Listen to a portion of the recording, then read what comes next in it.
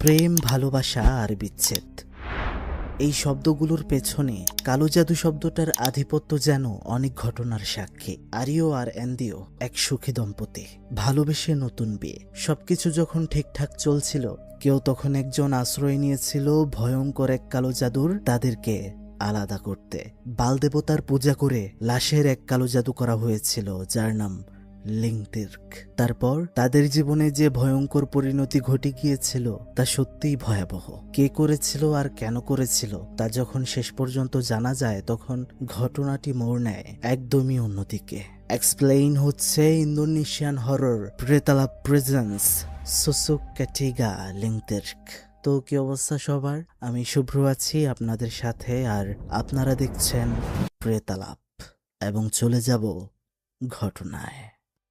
ঘটনার শুরু ইন্দোনেশিয়ার ব্যস্ততম একটা বাজার। মানুষ বাজার করছে, তার মাঝে অন্যরকম একটি দোকান আমরা দেখতে পাই, যেখানে শুধু নারীদের ভিড়, যারা সবাই এখানে এসেছে নিজেদেরকে সুন্দরী এবং আকর্ষণীয় করতে তাদের হাজব্যান্ড অথবা বয়ফ্রেন্ডের কাছে। দোকানদার একটি মহিলা। মহিলাটি প্রাকৃতিক লতাপাতা জড়িবুটি দিয়ে সব ওষুধ বানায় আর বিক্রি করে, কিন্তু আমরা দেখতে পাচ্ছিলাম এরই মাঝে একজন তাকে একটা কাগজের টুকরো ধরিয়ে দেয়, যেখানে লেখা ছিল লিংতির্ক, যেটি দেখে মহিলাটা লুকিয়ে ফেলে।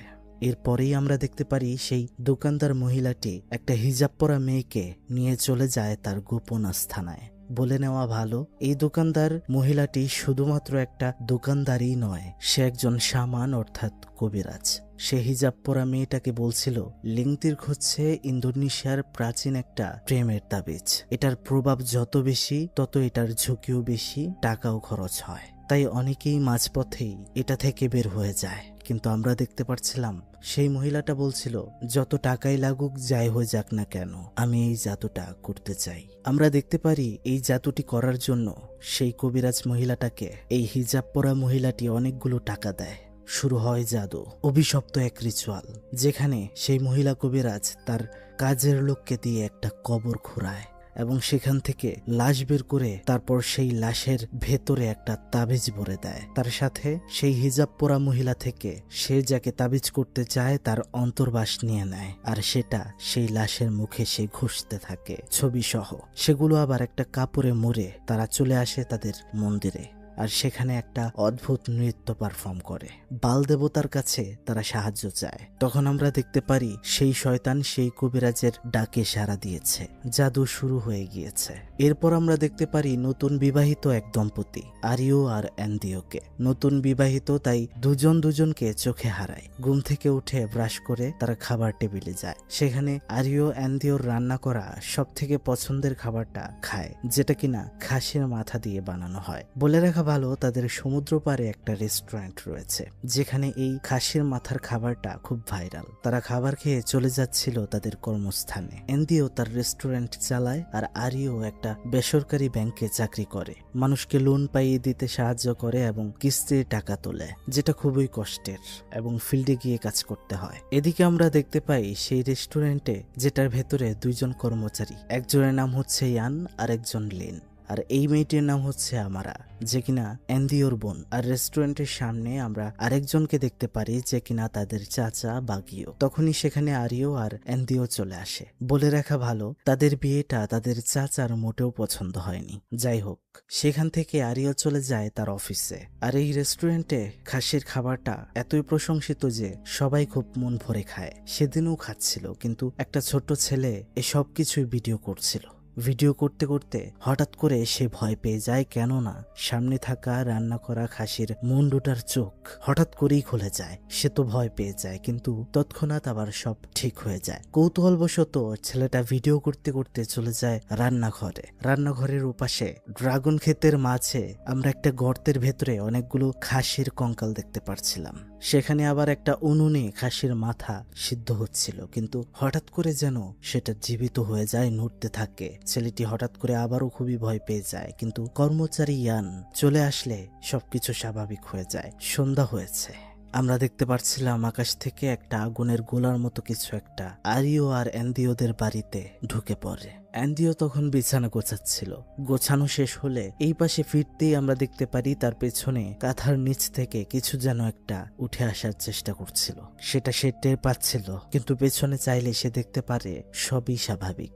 তখনই রান্নাঘর থেকে শব্দ, পানি গরম হয়ে গিয়েছে। সেখানে গিয়ে সে গ্যাসের চুলাটা অফ করে বাইরে বের হয়ে এসে দেখতে পারে সামনে পর্দার পেছনে কিছু একটা দাঁড়িয়ে রয়েছে। সে তো খুবই ভয় পাচ্ছিল। সাথে সাথে আবারও শব্দ হয়, মানে আবারও গ্যাস চালু হয়ে গিয়েছে। কিন্তু কিভাবে? সে আবারও সামনে চেয়ে দেখতে পারে একটা কাফনে মোড়ানো লাশ সামনে ফ্লোরে শুয়ে আছে, যেটা তখনই গড়াতে গড়াতে তার একদম মুখের সামনে চলে আসে। সে তো এক চিৎকার দিয়ে উঠে পড়ে, কিন্তু এটা তো ছিল একটা দুঃস্বপ্ন। সে আবারও সামনে চাইতেই দেখতে পারে সেই লাশটা তার সামনে ঝুলছে। সে আবার একটা চিৎকার দেয়, ঘুম থেকে উঠে পড়ে। তার মানে এটাও একটা স্বপ্ন ছিল। স্বপ্নের ভেতরেই যেন আরেকটা স্বপ্ন। সেখানে আরিও আসাতে সে একটু স্বস্তি পায়। তোমাদের জন্য এনেছি একটি দারুণ অ্যাপ মোস্ট, যেখানে হাজার হাজার মানুষ আসল টাকা উপার্জন করছে। এখানে রয়েছে বিশাল গেমের কালেকশন, যেখানে তুমি তোমার গেমিং স্কিল, স্ট্র্যাটেজি এবং প্রেডিকশন ব্যবহার করে আসল টাকা জিততেও পারো। তুমি ক্রিকেট, ফুটবল, ভলিবলের মতো লাইভ গেমও প্রেডিকশন করে আয় করতে পারো। আমার স্পেশাল প্রোমো কোড ব্যবহার করো এবং সাথে সাথে পেয়ে যেতে পারো 45K পর্যন্ত বোনাস এবং 250টি ফ্রি স্পেন, যেখানে প্রতি স্পেনে গিফট জেতার সুযোগ রয়েছে। এটি বিকাশ, নগদ, রকেট উপায় এবং ক্রিপ্টোর মতো লোকাল পেমেন্ট অপশন সাপোর্ট করে। আর হ্যাঁ, তুমি প্রথম ডিপোজিটে 125% বোনাস পেতে পারো। তাই এখনই শুরু করো। গোসল করার সময় আন্দিও আরিওকে বলছিল, আমি তোমার সাথে আরো সময় কাটাতে চাই, তুমি কি আরেকটু সময় দিতে পারবে? আরিও বলে, তুমি তো জানো আমার পক্ষে এটা সম্ভব নয়, আমাকে ফিল্ডে নেমে কাজ করতে হয়। তবে তুমি ভয় পেও না, তুমি একা নও। এটা বলে সে সান্ত্বনা দেয়। এদিকে আমরা দেখতে পাই সেই মহিলাকে, যে মহিলা কবিরাজের কাছে গিয়েছিল আর কারো উপর জাদু করেছিল। সেই মহিলাটি একটি বক্স খুলে একটা অন্তর্বাস বের করে আর ফোন দেয় আরিওর কাছে। এতে আমরা বুঝতে পারি কালো জাদুটা করা হয়েছে আরিওর উপর। আমরা দেখতে পাচ্ছিলাম আরিও ঘর থেকে বের হয়ে অন্য ঘরে চলে যায় কথা বলতে বলতে। অ্যান্ডিও টের পেয়ে সেও পেছন পেছন যায়। কার সাথে কথা বলছে? তার স্বামী। সে যখন উকি দিচ্ছিল তখন আরিও পেছন থেকে এসে বলে, তুমি এখানে কি করছো? সে একটু হকচকিয়ে ওঠে, আরে আমি তো পানি খেতে উঠেছিলাম। যাই হোক, তারপর তারা আবারও চলে যায় ঘুমাতে। সকালবেলা আরিওর সাথে অ্যান্ডিও তার অফিসে আসে। আরিওকে নাকি আজকে অফিস থেকে সামারা নামক জায়গায় পাঠানো হবে, যেখানে কাজ করতে হবে। এটার সত্যতা জানতেই এখানে অ্যান্ডিও এসেছে। সেখানে ম্যানেজারকে অ্যান্ডিও এই বিষয়ে জিজ্ঞেস করলে সে কোনো উত্তর দিতে পারছিল না। কিন্তু সেখানে আরিও ম্যানেজারকে মনে করিয়ে দিলে ম্যানেজার হাসতে হাসতে বলে, আরে হ্যাঁ, আমার তো মনেই ছিল না, সেখানেই তো যেতে হবে আজকে আরিওর। যাই হোক, সেখানে অ্যান্ডিও আরিওকে শুধু একটা কথাই বলছিল, তুমি শুধু আমারই তো? আরিও বলে, হ্যাঁ, আমি শুধুই তোমার, কিন্তু আজ রাতে দেখা হবে না, দেখা হবে শুধু স্বপ্নে।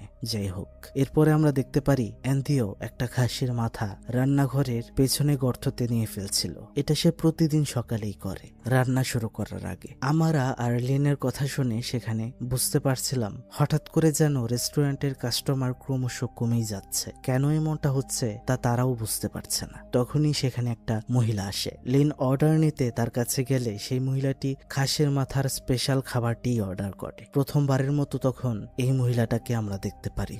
তার নাম আয়ু। আর হ্যাঁ, আপনি হয়তো ঠিকই ধরেছেন, এই মহিলাটি হচ্ছে সেই মহিলা যে কবিরাজকে দিয়ে আরিওর উপর কালো জাদু করেছে। যাই হোক, তার এখানে কি? আমরা দেখতে পারি তার জন্য খাবার নিয়ে আসে অ্যান্ডিও। আয়ু অ্যান্ডিওকে জিজ্ঞেস করে, এখানে দেখছি কোনো মানুষজন নেই, খাবার কি ভালো না? অ্যান্ডিও বলে, আসলে ব্যাপারটা হচ্ছে আমাদের প্রচুর কাস্টমার, কিন্তু এই কয়েকদিন ধরে এদিক দিয়ে মানুষের চলাফেরাই কম, এমনিতে খাবারের মান ভালো।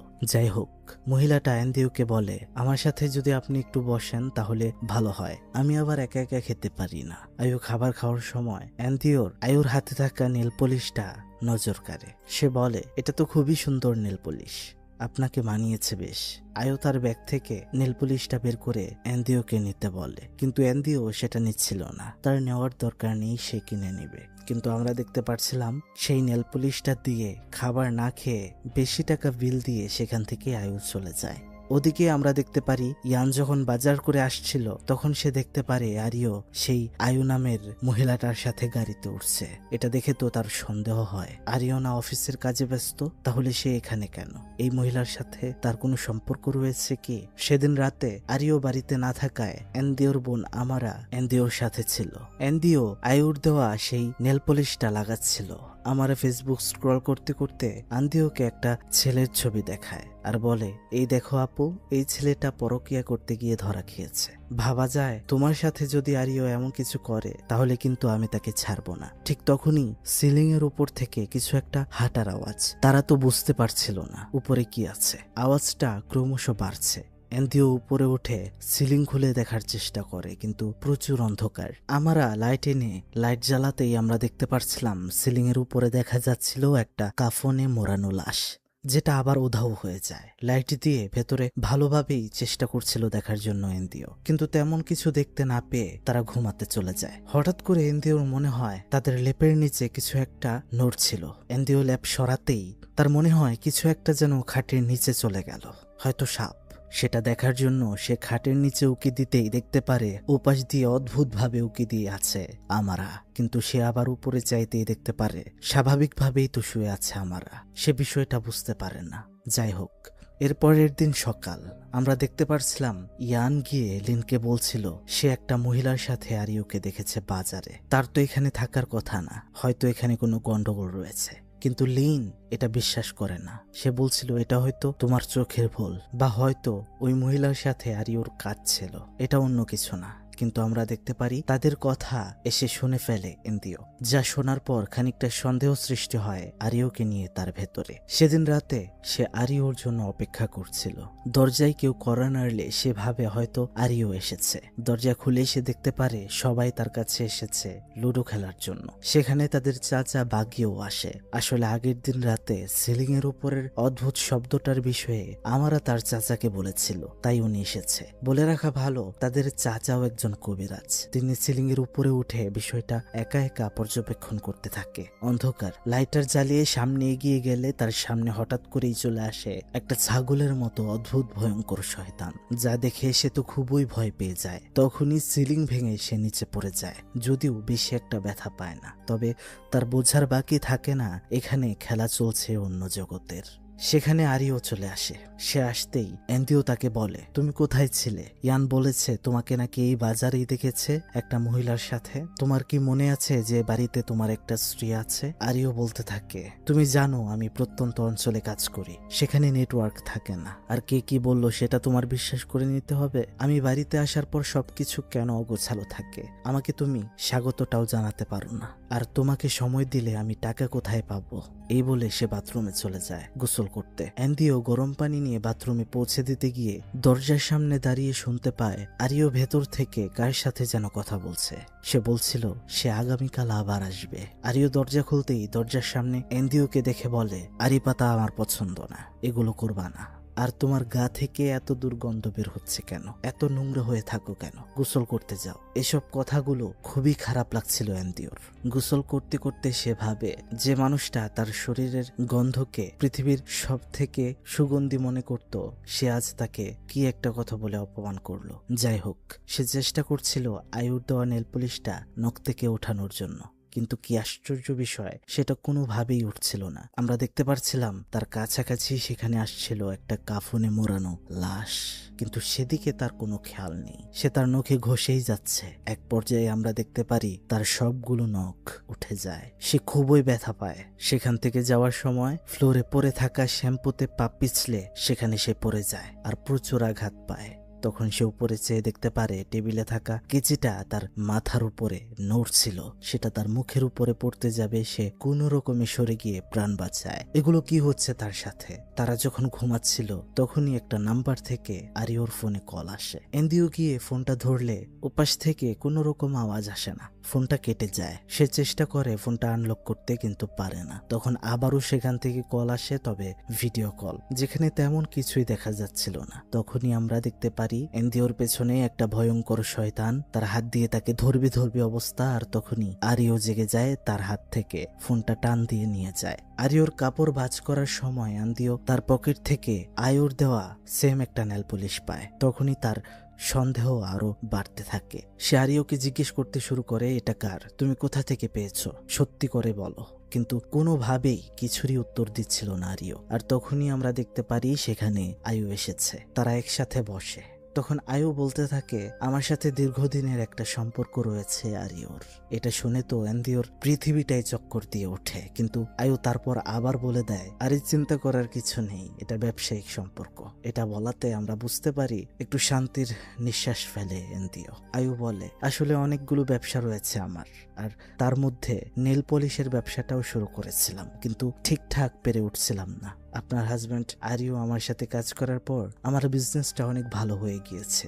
আমি শুধু এখানে এসেছি সেটারই কৃতজ্ঞতা জ্ঞাপন করার জন্য। এটা বলেই সে সেখান থেকে চলে যায়। এরপর আমরা দেখতে পারি এন্দিও আরিওর কাছে মাফ চাইছিল, বলে, তুমি আমাকে ক্ষমা করো, আমি তোমাকে ভুল বুঝেছি। আরিও তখন বলে, আমি সব সময় তোমার জন্য কাজ করে যাচ্ছি, তাও তুমি আমাকে সন্দেহ করো, আর তোমার চাচা, তার কাছে তো আমার কোনো মর্যাদাই নেই। যাই হোক, আরিও সেখান থেকে উঠে যাওয়ার সময় এন্দিওর দিকে চাইতেই সে আবার মুখটা ফিরিয়ে নেয়, কেননা এন্দিওর চেহারা ছিল সেখানে খুবই কদাকার, যা শুধু দেখতে পারছিল আরিও। আসলে এটা এমন একটা জাদু করা হয়েছে তার উপর, দিনে দিনে যেন আরিও এন্দিওকে অপছন্দ করতে শুরু করে। এর পরের দিন আমরা দেখতে পারি আরিও এন্দিওর রেস্টুরেন্টে সেই খাসির মাথার খাবারটা খেতে গিয়েছে। সেখানে এন্দিওর চাচাও ছিল। এই খাবারটা বেশ পছন্দের আরিওর, কিন্তু সেদিন সেটা যেন মুখেই সে তুলতে পারছিল না, এত বাজে লাগছিল। হঠাৎ করে চাচা বাগিওর দেশলাইটা নিচে পড়ে গেলে সেটা সে তুলতে নিচে যেতেই সে দেখতে পারে আরিওর পেছনে কিছু একটা রয়েছে। উপরে উঠে সে দেখতে পারে অনেক অনেক কাফরে মোড়ানো লাশ দাঁড়িয়ে আছে পেছনে। সে তো খুবই ভয় পেয়ে যায়, কিন্তু বিষয়টা সে কাউকেই বুঝতে দেয় না, সেখান থেকে চলে আসে। এদিকে আমরা দেখতে পাই সেই মহিলা কবিরাজের আস্থানাতে আয়ু আবারও গিয়েছে। বলছে, আপনি যে জাদুটা করেছেন সেটা যথেষ্ট নয়, ভালো কাজ করছে না। সেই মহিলা শামানটি বলে, এটাকে যদি আরো শক্তিশালী করতে চাও তাহলে এই রিচুয়ালটি তোমার নিজের করতে হবে, আরো ভালোভাবে করতে হবে।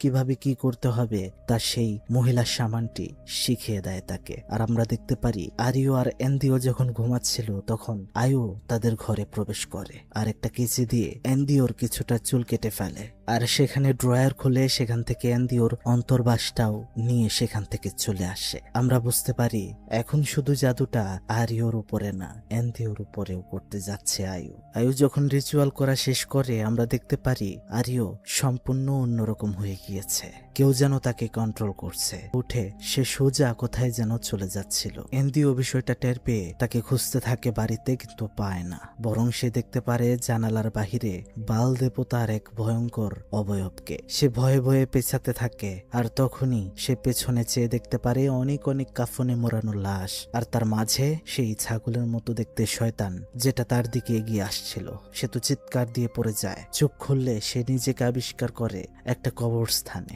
যেখানে সে দেখতে পারে আরিও একটা কবরের মাঝে তার নিজের মাথায় ঠুকছিল। সে তো এটা দেখে চিৎকার করতে শুরু করে। আরিও মাথা ঠুকতে ঠুকতে তার চেহারাটা সম্পূর্ণভাবে বিকৃত করে ফেলে। সে ভয়ে সেখান থেকে পালাতে গেলে সেখানে সেই বাল শয়তানটা তাকে এসে ধরে ফেলে। সে আবারও চিৎকার দেয়। সে যখন উঠে তখন সে নিজেকে আবিষ্কার করে সকালবেলা ফ্লোরে সে পড়ে রয়েছে। তার মানে এটা একটা স্বপ্ন ছিল। আরিও কোথাও নেই। তখন সে সহ তার কর্মচারীরা চলে যায় আরিওর অফিসে তাকে খুঁজতে, কিন্তু সেখানে কোনো খোঁজ পায় না। এদিকে আমরা দেখতে পারি তাদের বাড়িতে তাদের চাচা আর আমারা প্রবেশ করে। চাচার তো এই বাড়িতে একটা খটকা লেগেছেই। তারা বিভিন্ন জায়গায় খুঁজে দেখছিল কিছু পাওয়া যায় কিনা। আমরা তখন দেখতে পারি সেখানে চাচা বাগিও সোফার কাছ থেকে কালো জাদু করার কিছু জিনিসপত্র পায়, যেখানে আয়ু প্রথমবার এসে বসেছিল। চাচা বাগিও তখন বলে, তোমার বোনের সংসারে কালো জাদু করা হয়েছে। আমারাকে সে বলল, তুমি সব দরজা জানালা বন্ধ করে দাও।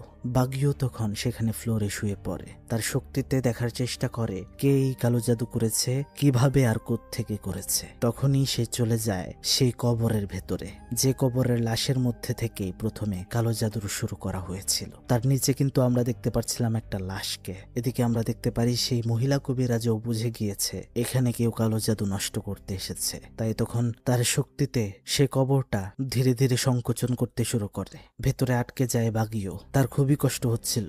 আমারা তখন বিপদ বুঝে তার চাচাকে জাগিয়ে দেয়। আমারা তখন বলে, চাচা উপরে শব্দ হচ্ছিল, সেখানে কিছু রয়েছে। কিন্তু তারা দুজন সেখানে যাওয়ার পরেও তেমন কিছু পায় না। শুধু আমারাকে কিছু কিছু একটা যেন টেনে নিয়ে যেতে চাইছিল। তারা কোনো রকমে সেই বাড়ি থেকে বের হয়ে আসে। চাচা বাগিও আমারাকে বলে, এই জায়গাটা বিপজ্জনক, তুমি তোমার বোনকে ফোন করো আর বলো ও যেন এখানে ফিরে না আসে, আমি সব ব্যবস্থা করছি। এদিকে আমরা দেখতে পাই তারা আরেকজনের সাহায্যে আরিওর লোকেশন ট্র্যাক করে একটা জায়গায় এসে পৌঁছায় তাকে খুঁজতে, কিন্তু সেখানে তারা ভয়ানক কিছু একটা দেখতে পেয়ে সেখান থেকে চলে আসতে বাধ্য হয়। অ্যান্দিও চলে যায় ব্যাংকের আরো একটা ব্রাঞ্চে আরিওকে খুঁজতে। সেখানে সে জানতে চায় আরিও কোথায়, আমি ওনার একজন গ্রাহক। সেখান থেকে সে জানতে পারে ব্যাংক এক হলেও এই ব্রাঞ্চে আরিও কাজ করে না। তবে অ্যান্দিও সেখানে একটা খাবার দেখতে পায় যেটা তাকে আরিও প্রায় এনে খাওয়াতো। সামনে আর যেহেতু কোনো রাস্তা নেই তাই সে এই খাবারের দোকানের সন্ধানে বের হয়। সেখানে গিয়েও জিজ্ঞাসাবাদ করে, কিন্তু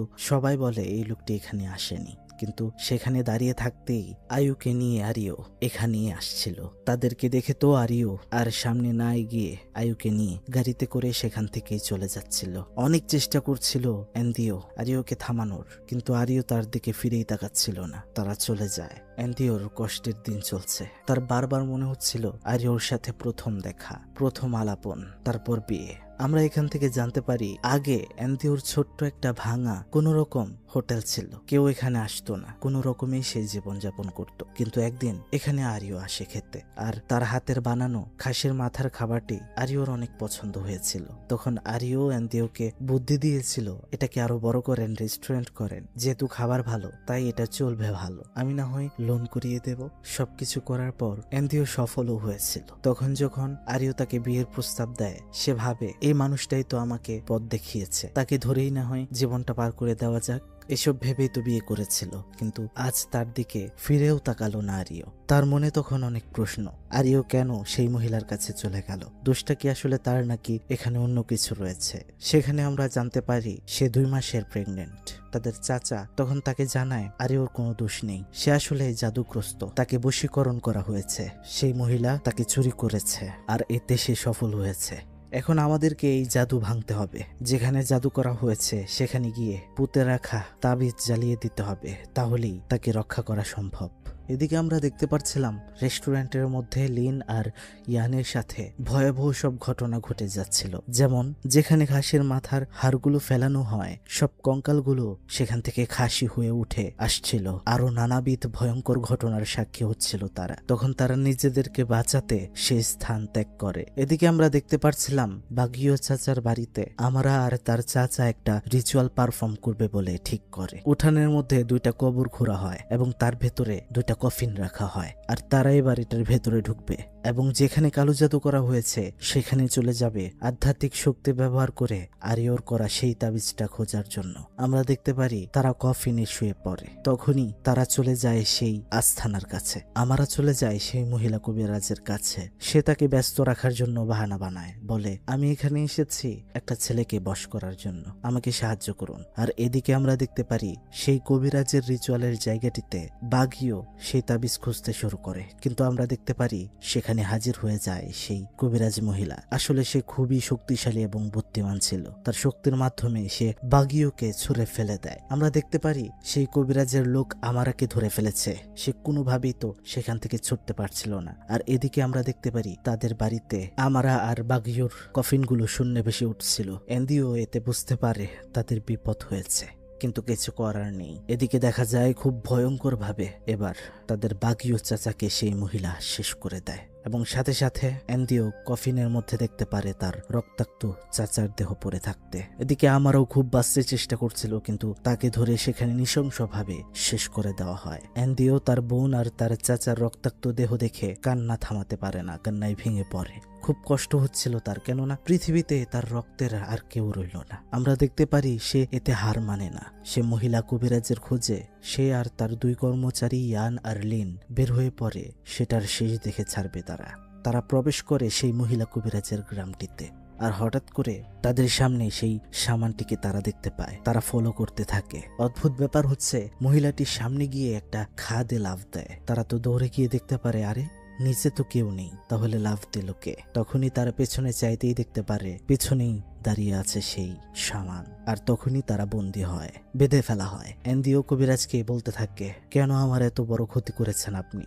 যাই করেছেন আমার সাথে করতেন। আমার বোনের আর আমার চাচা কি দোষ করেছিল? তখন মহিলাটি বলে, আমি টাকা পেয়েছি, আমি শুধু টাকার জন্য কাজ করি। তোমার স্বামীকে যে নিয়েছে তার অনেক টাকা, বিশাল বড় বাড়ি, এই তো একটু সামনেই রয়েছে, আর যার কাছে টাকা আছে আমি তার সাথেই আছি। তখন আমরা দেখতে পারি এর ফাঁকে ইয়ান তার পকেট থেকে দেশলাই বের করে দড়িতে আগুন জ্বালিয়ে দেয়। সেই মহিলা তা বুঝতে পারে না, তার কর্মচারীকে বলে তাদেরকে শেষ করে দাও, এটা বলে সে চলে যায়। কিন্তু ইতিমধ্যেই আমরা দেখতে পারি দড়ি খুলে সেই সামানের লোকটাকে অ্যান্দিও আঘাত করে তারা সেখান থেকে পালিয়ে যায়। লিন আর ইয়ান চলে যায় রিচুয়ালের জায়গাটিতে যেখানে তাবিজ পোতা হয়েছিল সেটা খুঁজতে, আর অ্যান্দিও চলে যায় আয়ুর বাড়িতে।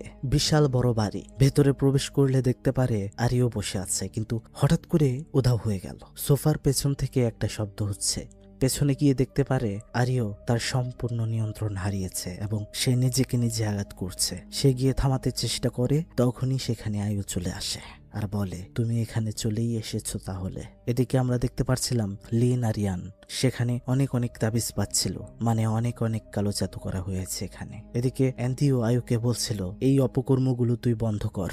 তখন তাদের মধ্যে কথা কাটাকাটি শুরু হয়। আয়ু বলে আমি অপকর্ম করেছিস তো তুই, তোর জন্য এমনটা হয়েছে। অ্যান্দিও বলে তুই শুধু আমার সংসার ধ্বংস করিসনি, তুই আমার বোন আর চাচাকেও মেরে ফেলেছিস। আয়ু তখন বলে তাতে আমার কোনো যায় আসে না। তখন অ্যান্দিও আয়ুকে যখন মারতে যাবে তখনই আয়ু হাততালি দিতেই পজেস হওয়া আরিও অ্যান্দিওর উপর অ্যাটাক করে দেয়, তাকে মারতে থাকে। অ্যান্দিও বলতে থাকে আমি তোমার স্ত্রী, আমাকে মেরো না, কিন্তু কোনো কাজ হয় না। আরিওর কোনো জ্ঞান নেই। তখন সে আরিওকে কোনো রকম সরিয়ে এবার আয়ুকে মারতে গেলে আয়ু তার সামনে হাততালি দেয়, আর তখনই অ্যান্দিও সম্পূর্ণ পজেস হয়ে যায়, কারণ আমরা দেখেছিলাম তার উপরেও কালো জাদু করেছিল আয়ু। এবার আমরা দেখতে পারি হাজব্যান্ড ওয়াইফ দুইজনকেই মারতে শুরু করে আয়ুর আদেশে। কি একটা অবস্থা, এগুলো দেখে মজা নিচ্ছিল আয়ু। এদিকে আমরা দেখতে পারি লিন আর ইয়ান তাবিজগুলো পেয়ে যায়, পুড়িয়ে ফেলতে শুরু করে। পুড়িয়ে ফেলতেই তাদের উপর থেকে আয়ুর কন্ট্রোলটা চলে যায়। তখন আয়ু গিয়ে আন্দিওর চুল আবারও কাটতে শুরু করে কালো জাদু করার জন্য। তখন কাঁদতে কাঁদতে আয়ু বলতে থাকে আমাকে মারবেন না প্লিজ, আমি অন্তঃসত্ত্বা, আমার রক্তকে বাঁচতে দিন, আমার কেউ নেই। আমরা তখন দেখতে পারি তখন আয়ু থেমে যায়, আর গল্পে তখনই একটা টুইস্ট রিভিল হয়। দেখা যায় আয়ু এই কথা শোনার পর অনেক রেগে যায়, বিশ্বাসঘাতক বলে আয়ুকে মারতে যাবে, ঠিক তখনই উপরতলা থেকে একটা ছোট বাচ্চা নেমে আসে, বাবা ডাক দিয়ে আরিওর উপরে পড়ে যায়। তার মাকে বলে বাবাকে মেরো না। তখন আয়ু আর আরিওকে মারতে পারে না। সে আন্দিওকে বলে এই খারাপ মানুষটা আমার সাথে 6 বছর সংসার করেছে আর আমাকে ঠকিয়েছে। আরে আমি তো ভেবেছিলাম তুমি তাকে কোনোভাবে কাবু করেছিলে, আমার থেকে ছিনিয়ে নিয়েছিলে, কিন্তু সে যে এত বড় বিশ্বাসঘাতক তা আমি জানতাম না। সে তোমাকেও ঠকালো, আমাদের জীবনকে ধ্বংস করে দিল। তারা তখন ভাবে তাদের দুজনেরই সন্তানের বাবা বেঁচে থাকা প্রয়োজন, তাই তাকে ছেড়ে দেয়। কিন্তু খারাপ মানুষ তো খারাপ মানুষই, খারাপ মানুষ কখনো ভালো হয় না, হয়তো ক্ষণিকের জন্য হলেও সময় হলে ঠিকই পুরনো রূপ ধারণ করে। ঠিক তেমনি কিছুদিন পর আমরা দেখতে পারি আরিও আবার একটা মেয়েকে পটিয়েছে এবং হোটেলে নিয়ে গিয়েছে তার সাথে রাত কাটাবে। মেয়ে বাথরুমে গিয়ে পরিষ্কার হয়ে তার কাছে আসে, আর এদিকে আমরা দেখতে পারি একটা মেয়ে আবারও সেই সামান মহিলার কাছে গিয়েছে, আর সে তার হাত দেখায় যেখানে লেখা ছিল সুসুকেটি গালিং তির্ক, অর্থাৎ এটা এখন আর প্রেমের জাদু নয়, মৃত্যুর জাদু। আর তখনই আমরা দেখতে পারি যে মেয়েটি তার সাথে মেলামেশা করতে গিয়েছে সেটা কোনো মেয়ে না, একটা ভয়ঙ্কর শয়তান, যেটা তখনই তাকে সেখানেই একদমই ছিঁড়ে ফেলে বড় বড় নখ দিয়ে। অথচ আসল মেয়ে তো বাথরুম থেকে বাহিরে বের হয়ে এই অবস্থা দেখে চিৎকার করতে শুরু করে আর কোনো রকমে সেখান থেকে বের হয়। গল্পের শেষে আমরা সেই মেয়েকে দেখতে পারি যে মেয়ে তাকে কালো জাদু করে মারলো, হয়তো সেও ছিল আরিওর ফাঁদের ভুক্তভোগী। যাই হোক বন্ধুরা, এভাবেই শেষ হয় এই ঘটনাটি। তো কেমন লাগলো আজকের এক্সপ্লেইন তা কিন্তু অবশ্যই কমেন্ট বক্সে জানাতে একদমই ভুলবেন না। ভালো লাগলে লাইক, কমেন্ট, সাবস্ক্রাইবটা বেশি করে করিয়েন, কারণ আমাদেরকে অনেক দূর যেতে হবে একসাথে। শেয়ার করে আপনার বন্ধুদের কাছে দেখাতে পারেন ভিডিওটি। দেখা হবে নতুন এক্সপ্লেইনে। ভালো থাকবেন সবাই, ভালো রাখবেন সবাইকে। আল্লাহ হাফেজ, আসসালামু আলাইকুম।